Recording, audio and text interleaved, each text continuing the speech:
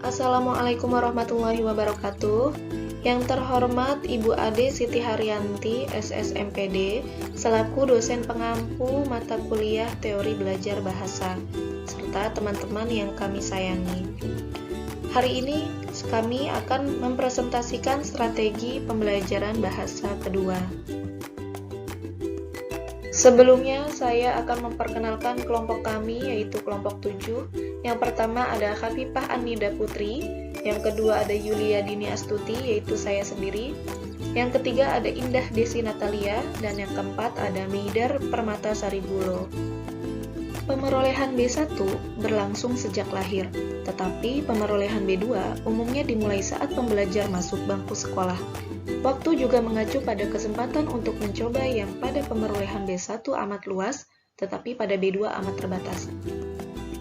Waktu ini berkaitan dengan tempat. Pemeroleh B1 dapat memeroleh B1-nya di mana saja dalam lingkungan rumah dan masyarakat yang akrab dan dinamis. Sebaliknya, pemeroleh B2 memeroleh B2-nya dalam lingkungan sekolah yang lebih sempit. Istilah pemerolehan bahasa atau language acquisition biasanya diikuti oleh kata pertama atau kedua, sehingga kita kenal istilah pemerolehan bahasa pertama atau PB1 atau first language acquisition, dan pemerolehan bahasa kedua atau biasa disebut PB2 atau second language acquisition. Pemerolehan bahasa pertama berkaitan dengan segala aktivitas seseorang dalam menguasai bahasa ibunya. Jalur kegiatannya dapat melalui pendidikan informal dan formal. Pemerolehan bahasa kedua berlangsung setelah seseorang menguasai atau mempelajari bahasa pertama. Jalur kegiatannya dapat melalui pendidikan informal dan pendidikan formal. Second Language Acquisition atau SLA bukan merupakan fenomena seragam dan dapat diramalkan. Tidak ada satu cara yang paling ampuh bagi seseorang untuk dapat memeroleh atau mempelajari bahasa kedua. Kemampuan memeroleh bahasa kedua ditentukan oleh banyak faktor. Faktor-faktor tersebut menyangkut faktor internal, yaitu dalam diri individu, dan faktor eksternal, misalnya situasi dan intensitas pejanan atau exposure bahasa. Faktor internal seperti usia, bakat, aspek kognisi, motivasi, kepribadian, dan faktor eksternal seperti situasi bahasa, strategi belajar, dan sebagainya memengaruhi perkembangan pemerolehan bahasa. Setiap anak tampaknya melalui serangkaian tahap berbahasa ketika mereka memperoleh bahasa. Usia anak ketika mencapai tahap-tahap itu dapat berbeda, tetapi urutan tahap pemerolehan bahasa itu tampaknya sama bagi setiap anak. Menurut Aitchison 1984 dalam Ardiana dan Sodik tahun 2008, tahap pemerolehan bahasa anak tampak seperti berikut, yaitu yang pertama menangis, itu saat usia lahir. Kemudian yang kedua mendengkur, itu usia 6 minggu. Kemudian meraban saat usia 6 bulan. Dan yang keempat pola intonasi saat usia 8 bulan. Kemudian yang kelima tutur satu kata, yaitu tahap usia 1 tahun. Yang keenam tutur 2 kata pada usia 18 bulan. Yang ketujuh infeksi kata, yaitu umur 2 tahun. Yang kedelapan kalimat tanya dan ingkar, umur 2-4 tahun. Yang kesembilan konstruksi yang jarang dan kompleks, itu saat 5 tahun. Dan yang ke-10 tuturan yang matang, yaitu saat usia 10 tahun. Berdasarkan urutannya, B2 adalah bahasa yang diperoleh anak setelah mereka memperoleh bahasa lain. Berdasarkan fungsinya dalam kehidupan, B2 memegang peran yang kurang kuat dibandingkan B1. Jika B1 digunakan untuk semua aspek kehidupan, terutama yang bersifat emosional.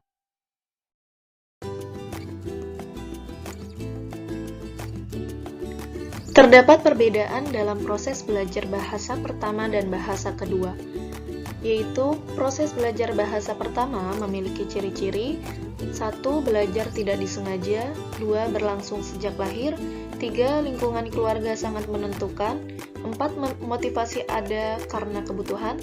5. Banyak waktu untuk mencoba bahasa. Yang keenam, banyak kesempatan untuk berkomunikasi. Sedangkan pada proses belajar bahasa kedua, memiliki ciri 1. Belajar bahasa disengaja, misalnya karena menjadi salah satu mata pelajaran di sekolah. Kedua, berlangsung setelah pelajar berada di sekolah. Ketiga, lingkungan sekolah sangat menentukan. 4. Motivasi pelajar untuk mempelajarinya tidak sekuat mempelajari bahasa pertama. Motivasi itu misalnya ingin memperoleh nilai baik pada waktu ulangan atau ujian. Yang kelima, waktu belajar terbatas. 6. Bahasa pertama memengaruhi proses belajar bahasa kedua. Yang ketujuh, disediakan alat bantu belajar. Dan yang kedelapan, ada orang yang mengorganisasikan, yakni guru dan sekolah.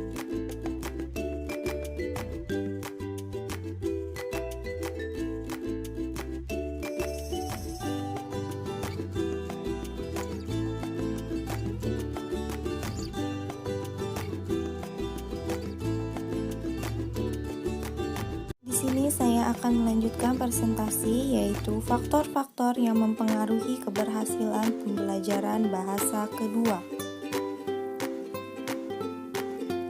Ada 5 faktor keberhasilan pembelajaran bahasa kedua, yaitu 1. Faktor motivasi. Belajar bahasa yang dilandasi oleh motivasi yang kuat akan memperoleh hasil yang lebih baik. Motivasi dalam perspektif ini meliputi dorongan, hasrat, kemauan, alasan, atau tujuan yang menggerakkan seseorang untuk belajar bahasa. Yang kedua ialah faktor lingkungan. Lingkungan formal adalah lingkungan sekolah yang dirancang sedemikian rupa artifisial, bagian dari pengajaran dan diarahkan untuk melakukan aktivitas yang berorientasi kaidah. Dan lingkungan informal adalah lingkungan alami dan natural yang memungkinkan anak-anak berinteraksi dengan bahasa tersebut. Menurut Dulay 1982, lingkungan informal, terutama teman sebaya, memiliki pengaruh yang cukup kuat dalam proses pemerolehan bahasa. Selain itu, lingkungan yang diperkaya pun sangat membantu anak menguasai bahasa. Tersedianya materi-materi cetak, buku-buku bergambar, dan media-media yang setiap saat dapat dilihat anak merupakan bagian dari lingkungan yang diperkaya. Yang ketiga ialah usia. Anak, menurut Lambert 1972, memiliki peluang untuk mahir belajar bahasa. Mereka masih berada pada masa umur kritis berbahasa. Menurut Alan dan Faivio 1981, dalam hal pelafalan, anak-anak memiliki peluang untuk mahir belajar bahasa. Mereka masih berada pada masa umur kritis berbahasa. Menurut Alan dan Faivio 1981. Dalam hal pelafalan, anak-anak memiliki peluang untuk berbicara secara fasih, meskipun aturan berbahasa harus mereka bangun secara natural. Keempat ialah kualitas pajanan. Materi pembelajaran yang dipajankan secara natural memberikan makna bagi anak dalam kehidupan sehari-hari. Di lain pihak, pajanan yang disajikan secara formal membuat anak menguasai kaidah secara relatif cepat, meskipun mungkin mereka tidak dapat mengekspresikan penguasaannya dalam komunikasi yang natural. Yang kelima ialah bahasa pertama. Jika bahasa pertama memiliki kedekatan, kekerabatan dengan bahasa kedua, Pembelajar mempunyai kemudahan mengembangkan kompetensinya. Meskipun demikian, kemungkinan percampuran kode lebih mudah terjadi, sebagaimana banyak ditemukan percampuran kode dalam tuturan anak-anak, taman kanak-kanak. Di sini saya akan melanjutkan pembahasan yang telah disampaikan oleh teman saya, yaitu proses pemerolehan bahasa kedua. Pemerolehan bahasa berbeda dengan pembelajaran bahasa.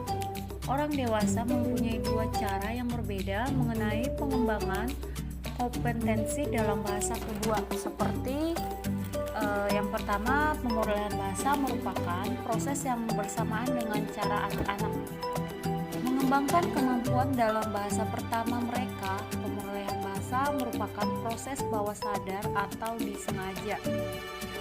Pemerolehan bahasa tidak selalu sadar akan kenyataan bahwa mereka memakai bahasa untuk berkomunikasi. Yang kedua adalah untuk mengembangkan kompetensi dalam bahasa kedua dapat dilakukan dengan belajar bahasa. Anak-anak memperoleh bahasa, sedangkan orang dewasa hanya mempelajarinya. Akan tetapi, ada hipotesis pemerolehan belajar yang menuntut bahwa orang-orang dewasa juga memperoleh bahasa. Kemampuan memungut bahasa tidaklah hilang pada masa puber. Orang-orang dewasa juga dapat memanfaatkan sarana pemerolehan bahasa alamiah yang sama seperti yang dipakai anak-anak. Jadi, pemerolehan merupakan suatu proses yang amat kuat pada orang dewasa. Selanjutnya adalah aspek-aspek pembelajaran bahasa kedua. Kita ketahui ada beberapa aspek yang harus diperhatikan ketika memutuskan untuk mempelajari bahasa kedua. Antara lain, yang pertama adalah kemampuan bahasa. Biasanya, apabila seseorang memutuskan untuk mempelajari bahasa kedua secara formal, ia akan melalui tes kemampuan bahasa atau language aptitude yang dilakukan oleh lembaga kursus bahasa untuk menilai kecakapan atau bakat bahasa yang dimiliki oleh orang tersebut. Tes ini terbukti cukup efektif untuk memprediksi siswa-siswi mana yang akan sukses di dalam pembelajaran bahasa kedua. Meskipun demikian, masih terdapat perbedaan pendapat mengenai kemampuan bahasa. Apakah kemampuan bahasa itu merupakan suatu kesatuan konsep, suatu properti organik di dalam otak manusia, atau termasuk di dalamnya motivasi dan lingkungan? Penelitian mengenai kemampuan bahasa atau sering dikritik karena tidak relevan dengan masalah-masalah yang dihadapi oleh para siswa di sekolah-sekolah bahasa yang harus berusaha sekuat tenaga untuk menguasai bahasa terlepas dari apakah mereka memiliki bakat atau tidak untuk hal tersebut. Apalagi penelitian menemukan bahwa kemampuan bahasa itu tidak dapat diubah. Aspek yang kedua adalah usia. Sebagian besar masyarakat umum masih meyakini bahwa untuk belajar bahasa kedua akan lebih baik dilakukan ketika masih anak-anak. Belajar bahasa kedua ketika telah dewasa akan terasa lebih sulit. Tetapi penelitian yang telah dilakukan mengenai hal ini gagal untuk membuktikan kebenaran keyakinan masyarakat umum tersebut. Mereka yang mulai belajar bahasa kedua ketika telah dewasa tetap dapat mencapai tingkat keberhasilan yang cukup tinggi. Penelitian yang dilakukan mengenai hal ini hanya mampu menunjukkan bahwa sebagian besar orang yang belajar bahasa kedua ketika telah dewasa tidak mampu merubah aksen mereka seperti aksennya penutur asli. Aksen orang dewasa adalah aksen bahasa pertama yang sulit untuk diubah. Hal menarik yang dapat diambil dan penelitian tersebut adalah jika program pembelajaran bahasa kedua yang diberikan berupa immersion atau pembelajaran bahasa kedua dengan terjun langsung di lingkungan penutur asli, Orang dewasa cenderung lebih cepat memperoleh bahasa kedua dibandingkan dengan anak-anak. Hal ini dikarenakan otak orang dewasa berfungsi lebih sempurna dibandingkan dengan otak anak-anak, dan orang dewasa memiliki lebih banyak pengalaman berbahasa dibandingkan dengan anak-anak. Aspek yang ketiga adalah strategi yang digunakan. Penggunaan strategi yang efektif sangat penting agar pembelajaran bahasa kedua dapat berhasil. Secara umum, strategi pembelajaran bahasa kedua dibagi menjadi dua, yaitu strategi belajar dan strategi berkomunikasi. Strategi belajar adalah strategi yang dilakukan untuk meningkatkan hasil belajar bahasa kedua, seperti penggunaan kamus atau penggunaan TV kabel untuk menangkap siaran-siaran TV yang menggunakan bahasa kedua. Sedangkan strategi berkomunikasi adalah strategi yang digunakan oleh siswa kelas bahasa kedua dan penutur asli untuk dapat saling memahami ketika terjadi kebuntuan di dalam berkomunikasi di antara mereka karena kurangnya akses terhadap bahasa yang benar, misalnya dengan menggunakan mimik dan gerakan tangan. Aspek yang keempat adalah motivasi. Secara sederhana, motivasi dapat diartikan sebagai mengapa seseorang memutuskan untuk melakukan sesuatu, berapa lama ia rela melakukan aktivitas tersebut, dan sejauh mana usaha yang dilakukannya.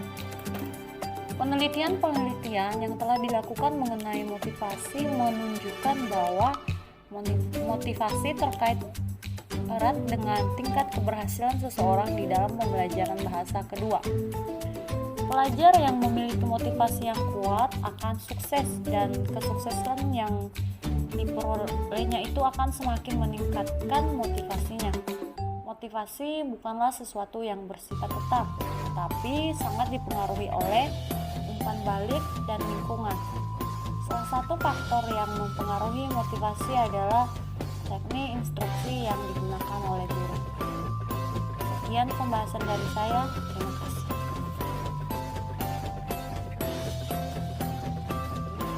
Di sini saya akan melanjutkan pembahasan yang telah disampaikan teman saya sebelumnya, yaitu tentang tahapan pemerolehan bahasa kedua. Yang pertama ada tahap 1, yaitu preproduksi. Dalam proses perkembangannya, pemerolehan bahasa kedua dapat dibagi menjadi 5 tahap: preproduksi, produksi awal, bicara awal, fasih, dan mahir. Tahap awal adalah preproduksi yang dikenal juga dengan periode diam, di mana pelajar tak banyak bicara karena mereka hanya memiliki kosakata reseptif hingga 500 kata. Tetapi, tidak semua pelajar melalui tahap periode diam. Beberapa pelajar langsung memahami tahap berbicara, meskipun kata-kata yang mereka gunakan hanya meniru, bukan kreativitas sendiri. Bagi para pelajar yang melewati periode diam, biasanya hal itu hanya berjalan selama 3-6 bulan. Untuk selanjutnya yaitu tahap 2, produksi awal. Tahap kedua dari pemerolehan bahasa kedua adalah produksi awal, di mana dalam tahap ini pelajar dapat berbicara dalam frasa pendek antara 1 atau 2 kata. Mereka juga dapat mengingat potongan-potongan kata dalam bahasa kedua. Meskipun masih mengalami banyak kesulitan dan kesalahan saat menggunakannya, pelajar bahasa kedua dalam tahap ini telah memiliki baik kosakata aktif dan pasif sekitar 1000 kata. Tahap ini normalnya berlangsung selama 6 bulan. Untuk tahap ketiga adalah awal bicara. Tahap ketiga adalah awal bicara, yang dimaksud adalah kosakata pelajar bahasa kedua pada tahap ini meningkat hingga 3000 kata, dan mereka mampu berkomunikasi menggunakan kalimat tanya sederhana mereka juga masih mengalami kesalahan gramatika. Dan yang terakhir adalah tahap 4 dan 5, yaitu fasih dan mahir. Tahap setelah awal bicara adalah fasih menengah, yaitu tahap di mana pelajar telah memiliki lebih dari 6.000 kosakata dan dapat menggunakan kalimat dengan struktur yang lebih kompleks. Pada tahap ini juga, mereka mampu berbagi pikiran dan pendapat. Namun, tetap saja pelajar masih menemukan kesalahan selama pembentukan kalimat-kalimat kompleks. Dan yang dimaksud dengan tahap terakhir adalah mahir, yang biasanya tercapai antara 5-10 tahun belajar bahasa kedua. Dan pada tahap ini, kemampuan belajar semakin dekat dengan